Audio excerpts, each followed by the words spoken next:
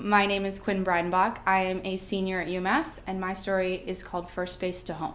My journey playing softball started when I was 9 years old. I had a picture of my mom hanging in my closet back from her softball playing days, and she was also a pitcher. And since that moment, softball has just been the sport that I've always been drawn to. I wanted to be just like her. Growing up, I definitely threw the hardest, not the most accurate, but I just stuck with it because I wanted to be just like my mom. So I'm from a small town outside of Seattle, Washington named Enumclaw, where it rains almost 300 days out of the year. And a lot of the people in the area don't really leave just because they feel comfortable, and it can make you feel uncomfortable just because you don't fit perfectly into that mold. And what comes with the rain is you have to sacrifice some outdoor sports like softball, but that didn't stop me. I was that girl who grew really early and towered over the boys. I wanted to play soccer and football at recess with the boys because all the girls kicked me out of double dutch. I was very awkward and uncomfortable with who I was, and so I turned to softball. It ended up being my only friend and the only thing kind of constant in my life that I knew would never leave me, never judge me for being naturally talented and driven to want to get out of Enumclaw. I would come home off the bus and my dad would ask me every day, when are we going to pitch? I can't do this for you. And most of the time I really didn't want to pitch. I thought my natural talent would just be enough and get me far enough because I loved it, but hard work ends up beating talent 99% of the time. So from that moment when my dad kept asking me every day, I knew I wanted to be the best pitcher. I wanted to be the best pitcher coming out of Washington State.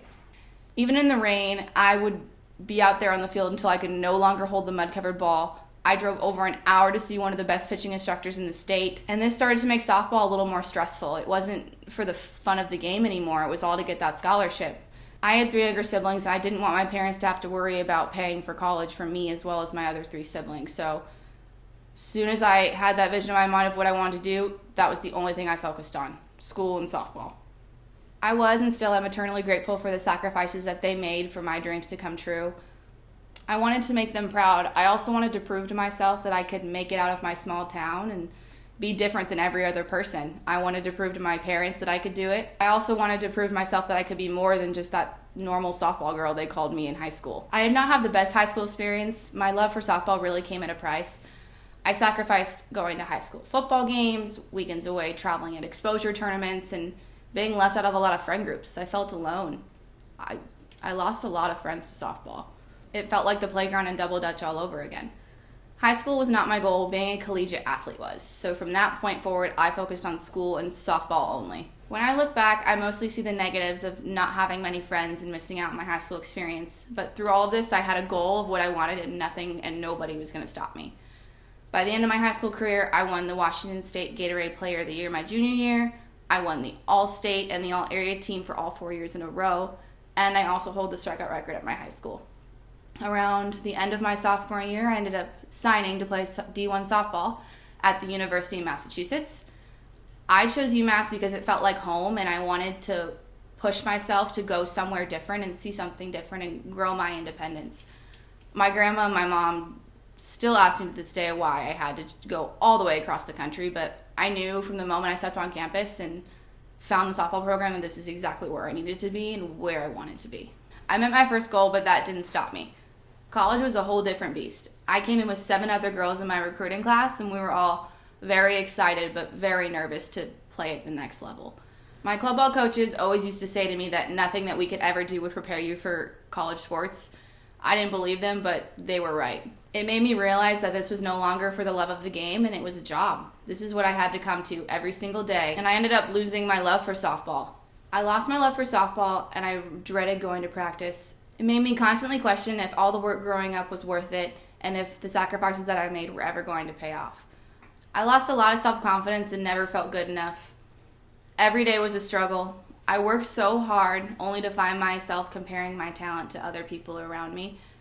Every day was a struggle that I felt like punched me down one punch at a time. My athletic performance dictated my mood and my future every single day. It was draining trying to keep up with the pace. I put on a really good face for my parents, but in my head I was really struggling. I wanted to quit, and I've never wanted to quit anything in my life, let alone softball. It's really hard for me to say it out loud, but it's true, even to this day. As a college athlete, every day is packed. You have 6 a.m. weights, go to 3 hours of class, then you have your own practice as a pitcher, 3 hours of team practice, then you'd have to go to tutoring, 6 to 8 hours of study hall a week, and you were lucky if you got 3 meals in a day.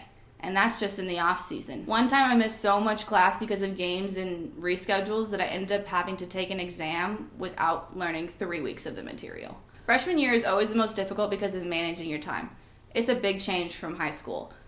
I struggled with my grades, I was taking very difficult science courses, running on limited hours of sleep, and tutoring never seemed to help.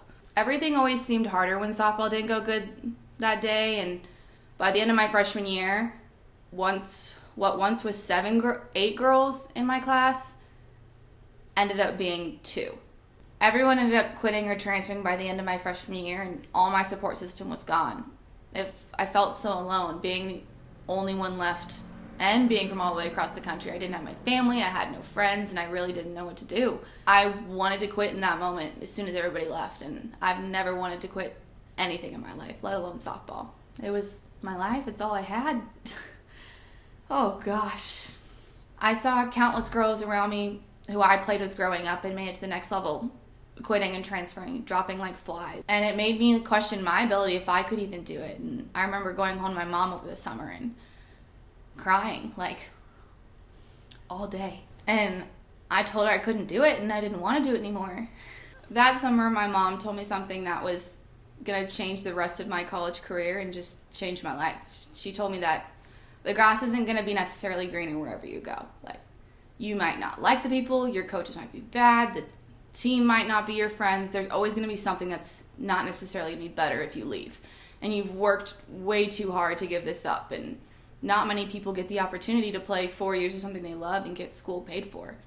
I'm not going to let you quit, and I know you don't want to quit.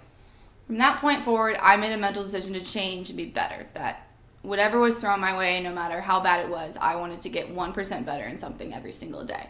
So the next year, I ended up going home, and I really went back to the roots of why I loved softball and played with my friends and worked youth softball camps and mentored a lot of kids. And I also found some very impactful coaches and mentors for myself that really helped me put my self-confidence together and figured out the real reasons why I played softball and why I love softball. And this helped me gain a lot of my self-confidence back. And when I came back my junior year, after the end of the year, I made the dean's list, I made the all-area academic team, I'm on the student athlete advisory committee, and I'm now a member of P.R.O.P.S.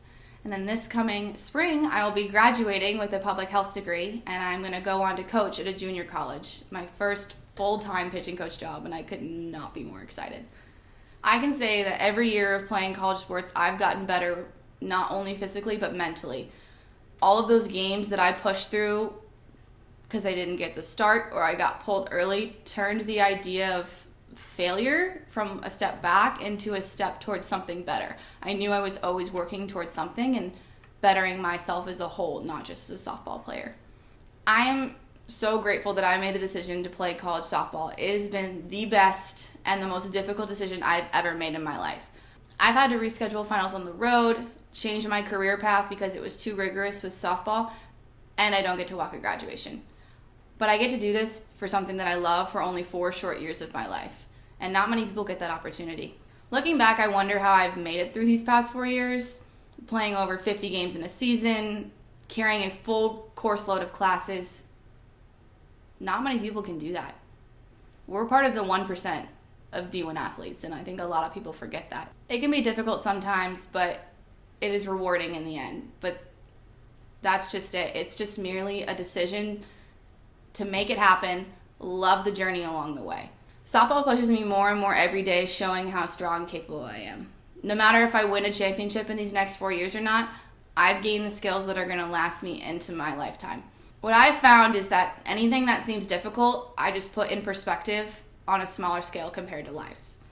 This run may take a half hour in total, and it might drain the life out of me, but I can do 4 reps of anything. Or if I invest time in this next inning, assignment, social interaction, I'm going to make that one thing the best possible I can. From all my experiences in playing softball and growing up and all the trials that I've had to go over, I know that I can do anything now.